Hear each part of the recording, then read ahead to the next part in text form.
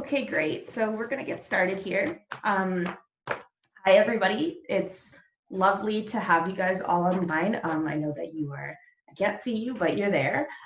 So Tansei and Tatawao, Kamamak Nitsigason, Mackenzie Brown Nitsigason. So hello, my name is Mackenzie, and I'm going to be doing this presentation today. Before we continue, I would just like to acknowledge that I'm on Treaty 6 territory right now. I'm in our office in Edmonton, and this territory has been home for many, many people, many different groups and Indigenous tribes for time immemorial. And we would like to acknowledge the land that we stand on today.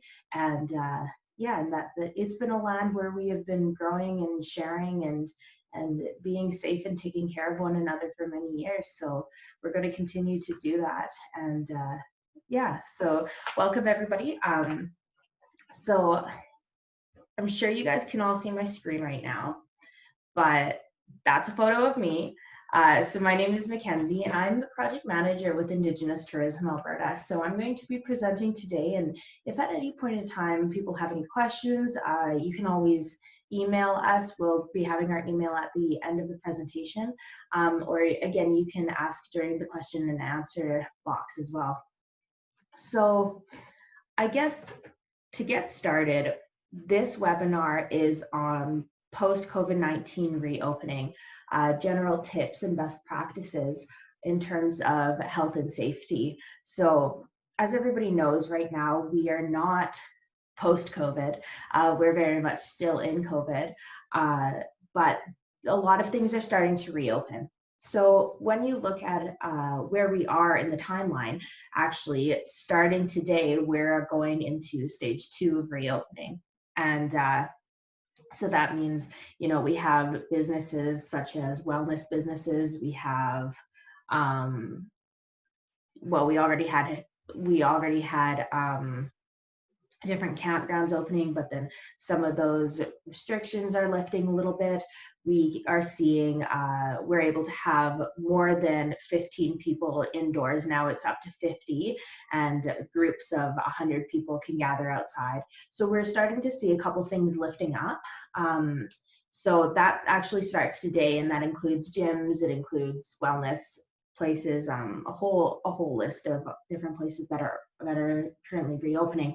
But so as things reopen, we need to obviously look at our different safety and health guidelines. So we're going to take you through a couple of those, because sometimes it can be difficult to know exactly what to do. And part of alleviating the stress of your employees as well as guests in the tourism industry is ensuring that they are going to be safe and that they are going to be taken care of when they're at your experience, your restaurant, your hotel, or in your shop. So we're going to take you guys through a couple of those guidelines today and some best practices moving forward. So you might be looking at this thinking, oh my God, we're going into stage 2. But by the end of this presentation, you will be feeling like this, hopefully. So we'll get started here.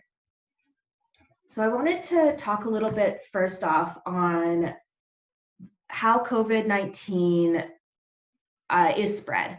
So it is spread through droplets, and that's why we see social distancing happening, because those droplets, when somebody coughs or somebody sneezes, they get smaller the further away that you are.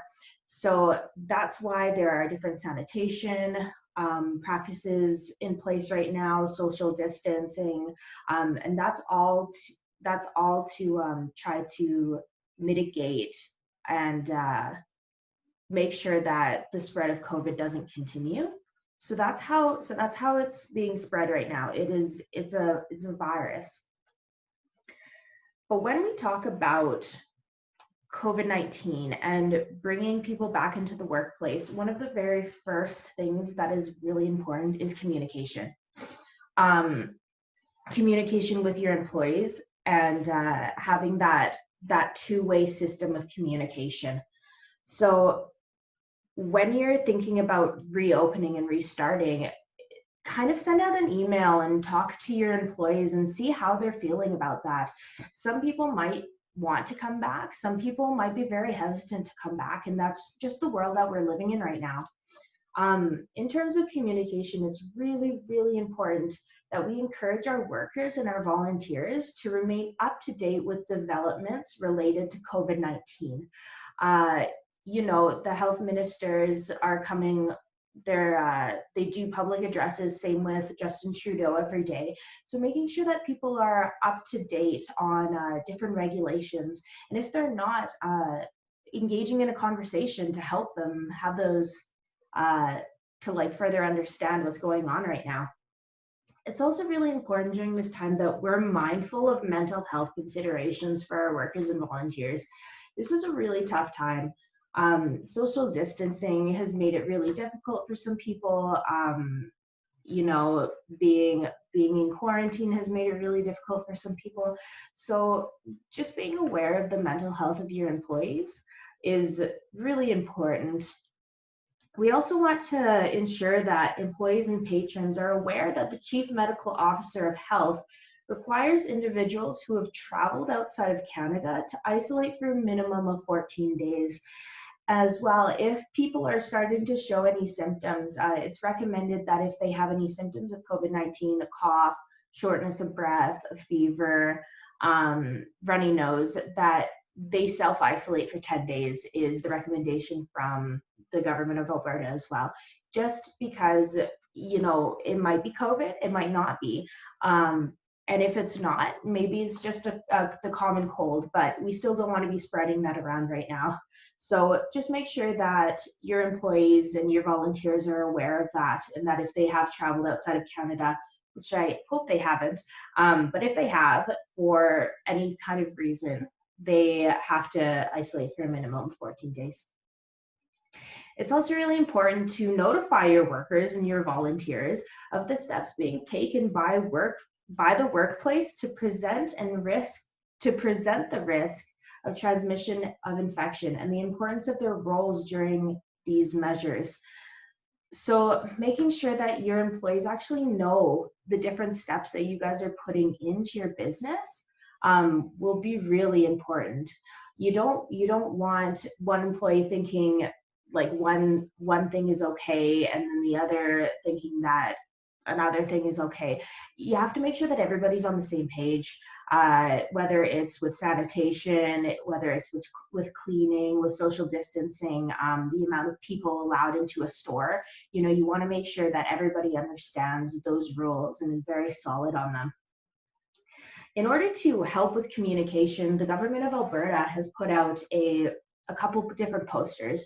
And we're recommending to businesses that you post these posters in areas where workers and volunteers can refer to them. They have different posters of help stopping the spread. They have different posters of how to properly cover a cough. But we will link out to them at the end of the presentation. And there's a variety of posters that we do recommend people take and that they post in their workplace to help out with that communication further. Okay, we're going to talk about sick workers and volunteers. So this is really important that you must encourage workers with any symptoms such as a cough, fever, shortness of breath, runny nose, or sore throat to complete a self-assessment and get a COVID-19 testing if indicated. And if a worker or volunteer does come to work and they become sick while they're at work, or they come to work sick, it's really important that you send them home and that they should begin self-isolating immediately.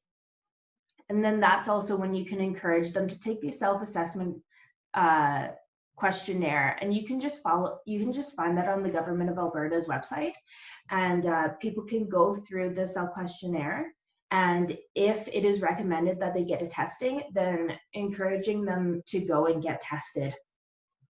So any symptomatic employees or volunteers that end up coming into your workplace, they should follow hand hygiene and respiratory etiquette, maintain a minimum of at least 2 meters away from other employees while they're leaving the premises, but they should not stay at work. They should be sent home to take care of themselves and to ensure that, that if they do have COVID, that it's not being spread around. If the employee doesn't have their own transportation, we do encourage management to support them in arranging transportation home when needed. And that's because symptomatic or sick individuals, they're not allowed to take public transportation under the CMOH Order 05/2020. So we're encouraging management to help an employee who is sick or who ends up showing symptoms during the work time to make sure that they have a safe way to get back home. Once the sick individual has left the workplace, clean and disinfect all surfaces and areas that they might have come into contact with. We recommend the wipe twice, wiping down with a cleaning agent, and then disinfecting on top of that. And the employer should immediately record the names of all close contacts of the sick worker that they've been in contact with that day and in the 48 hours prior to when the symptoms started in that case. This information may be necessary if sick workers later test positive for COVID-19. So the thing with COVID-19 is there is an incubation period of about 14 days. So if somebody starts showing symptoms, they may have been asymptomatic prior to that. So it's important to look at who they came in contact with 48 hours prior to them becoming sick or showing symptoms. And if they end up testing positive, it's very important to notify the other people because they might be sick as well.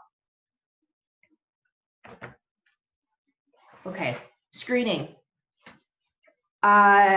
We are recommending that employers should consider implementing daily screening to workers, volunteers, and patrons. And that's for symptoms of fever, sore throat, cough, runny nose, or difficulty breathing. Anybody who, while you're doing this active daily screening, if anybody does show those symptoms, they should not be in the workplace. They should be sent home to monitor their symptoms and make sure that they're okay. We're seeing, there are a lot of different questionnaires, and we have linked out to a questionnaire as well, and you can find it on the Government of Alberta's website of a screening questionnaire that you can ask people when they come into the workplace. And they're pretty simple. You just stop the person for a second, get them to sanitize, and then you go through the different questions. And if there's any reason to think that there's something off, then we recommend sending them home so that they can monitor their symptoms, and then if they continue to take a self-assessment and then go get tested for COVID. This one's really important. All of this is important, but this one's very, very important. We recommend that management and businesses right now really have a high emphasis on hand hygiene and respiratory etiquette. We recommend that management promotes and facilitates frequent and proper hand hygiene for employees and volunteers.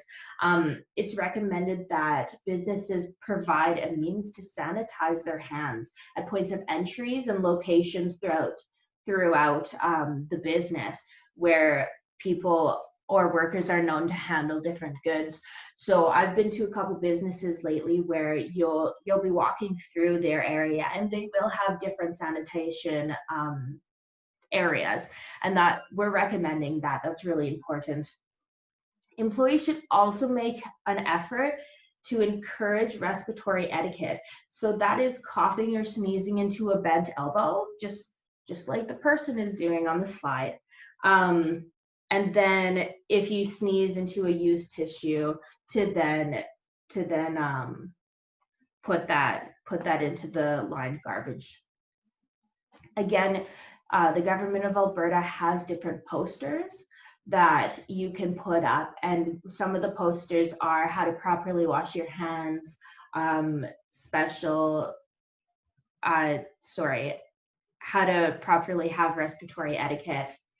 And we're also seeing businesses encouraging using masks. And this is a way that you can get kind of creative if you want. You know, I've seen a couple of restaurants where everybody has the same mask or they have their logos printed on their masks. But this also further helps reduce the spread of COVID-19 in the workplace and for guests that might be coming to your businesses. Cleaning and disinfecting. So we recommend using the wipe twice method to clean and disinfect. So this is wiping surfaces with a cleaning agent to clean off soil and then wiping again with a disinfectant. We are also recommending that businesses develop and implement procedures for increasing the frequency of cleaning and disinfecting high traffic areas, common areas, public washrooms, and shower facilities. We also recommend that you frequently clean and disinfect high touch and shared surface areas. These include doorknobs, light switches, toilet handles, faucets, taps, elevator buttons, phones, computers, remote controls. We touch a lot of things in the business place, and especially if you have a tourism business where people might be a little bit more hands-on. Maybe you have a museum. Maybe you take that area and you don't allow touching at the moment, or you make sure to frequently disinfect them before and after people go through that area. We also suggest removing any communal items that can't be easily cleaned. So this is newspapers, magazines, and stuffed toys. So make sure that those are out of the workplace area or the experience area. So distancing and gathering in the workplace. So as you can see, CMOH Order 07/2020, they prohibit gatherings of more than 15 people in an indoor location. This has changed as of today. Now, today you can have a maximum of 50 people indoors. However, this still doesn't prohibit businesses from having more than 50 workers in the workplace. So that's a bit of a change that happened just today. So examples of how you can support distancing between workers, volunteers, and patrons to reduce the risk of transmission amongst workers, volunteers, and patrons include maintaining a 2-meter separation between individuals is preferred in any business. So I put up this cute sign that says, in Cree, it says, "Stay 2 beavers apart from one another," which is about 2 meters of distance. So you can get creative with your signage. We also recommend that there is areas where people can disinfect, again, those sanitations upon entrance, and then in high touch areas in different locations throughout the business. We also recommend that maybe your store has an occupancy if you have a store. So we're seeing people and businesses only allowing 10 people in the store at once. I just was out at Métis Crossing, actually. We were piloting their up and coming experience for the summer with social distancing included in it. And so what they did was before we went into different trappers tents, only one person was able to enter the trappers tent at once. So these are easy ways that you can encourage distancing amongst visitors as well as employees too. We also recommend directing traffic flow within the businesses. So those one-way shopping aisles, I'm sure that you've seen in grocery stores. I've also seen them in different convenience stores. I've seen them in gas stations. So it's an easy way of directing people so that they're not getting too close, they're not passing one another, but that they're all flowing in a one-way traffic. In terms of in the workplace, we also recommend that you have distance and separation between desks and workstations. A way that I've seen this in tourism is yesterday when we were at Métis Crossing, we were doing a craft, but everybody's craft stations were set up in distance, and the people hadn't touched the craft materials prior. So that's another way that we're seeing it being implemented in tourism experiences for the separation.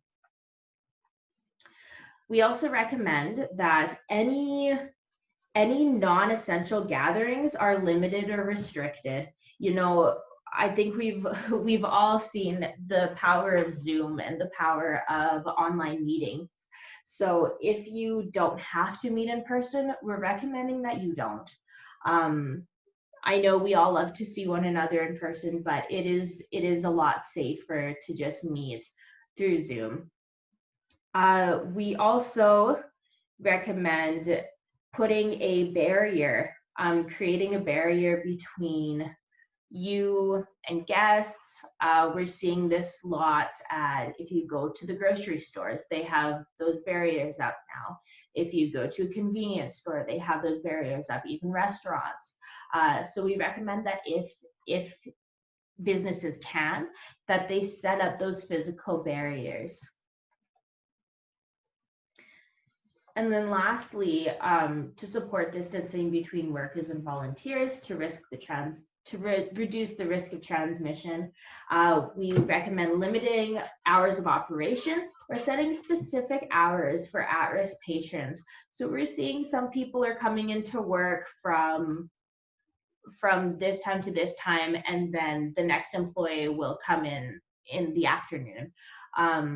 Or limiting the hours of operations. Some businesses have done that too, where they're only open from 10 to 2, for example.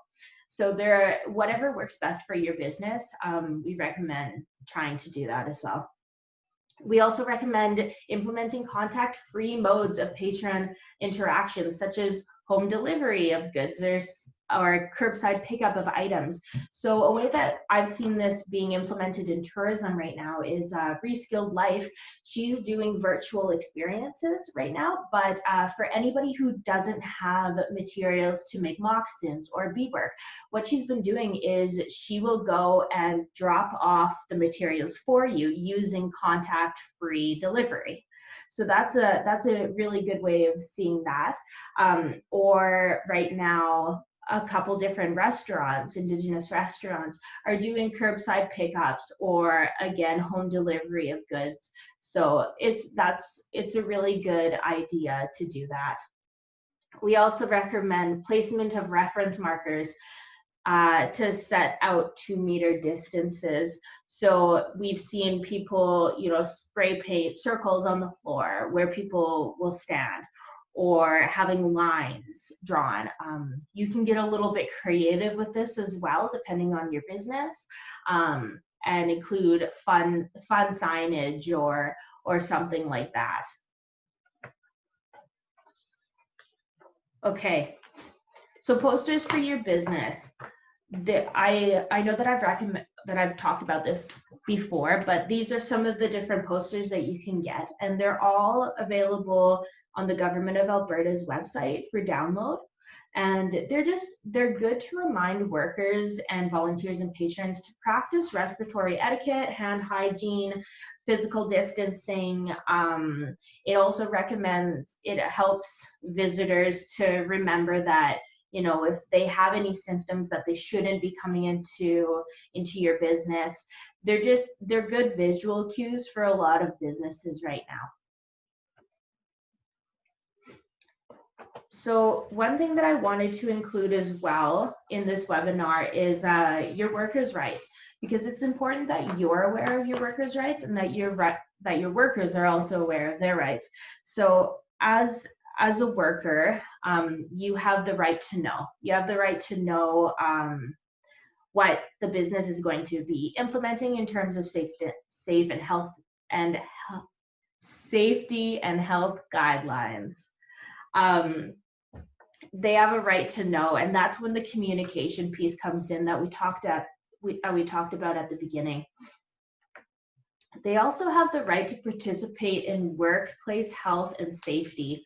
So in light of that, we suggest maybe having a suggestion box, having those open discussions with your employees, seeing how are you feeling? Does this feel okay? Would you recommend something else?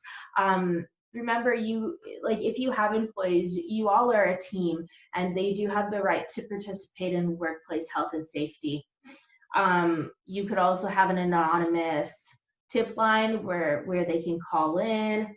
But if you do have suggestion boxes or tip lines, those must be clearly posted and communicated to your employees. And finally, workers do have the right to refuse unsafe work, and that is work that causes injury or illness. So just being aware of that too, that your worker does, if they for any reason do feel unsafe at work, they do have the right to refuse that work. So all of these different resources that I've been referring to throughout the webinar, they are all available on the Government of Alberta. The Government of Alberta also have a template for you to create a health and safety work plan. And they also have different resources for varying different businesses, whether you're a campground or you're a casino or you're a wellness place. They have varying different worksheets and information sheets that you can download and that you can make sure that you're implementing in your work and healthy safety plan. We recommend that businesses do create a health and safety work plan. And you can find the template on the Government of Alberta's website. And Alberta Biz Connect is really great for supporting businesses and not-for-profits to reopen and resume operations safely. They also have a contact line that if you need to call and ask them any questions, that you can do that as well. Okay, so that actually brings me to the end of this particular webinar. What I would love to do is, if anybody has any questions, again, you can go up to the top of your screen, or it might be on the bottom of your screen, and you can press the question and answer box. Please feel free to ask me any questions. If you don't have any questions at the time, and I'll give a couple minutes for that, then you can always reach out to us at info@indigenoustourisamalberta.ca. We also have various information on our website at indigenoustourisamalberta.ca right now, where we speak on all of this information in a bit more detail, and we also have some more different resources too. So please utilize our website in that way to make sure that you're getting all of your information.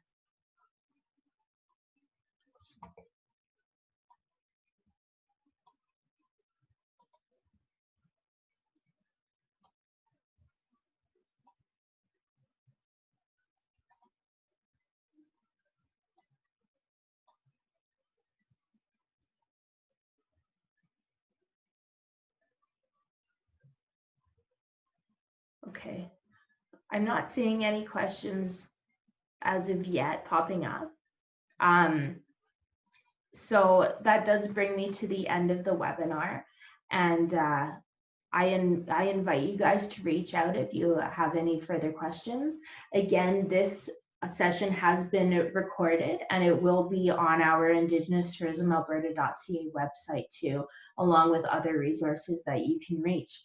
So I would like to thank everybody who was able to attend today, and I hope that you guys have a really great weekend. And if you ever need any help implementing some of these guidelines and don't know where to start, please feel free to reach out to us. We are here as a resource and here to help you as you restart and reopen your business in the tourism industry. So thank you so much, Kinana Skumtin, and I hope everybody has a really fantastic weekend.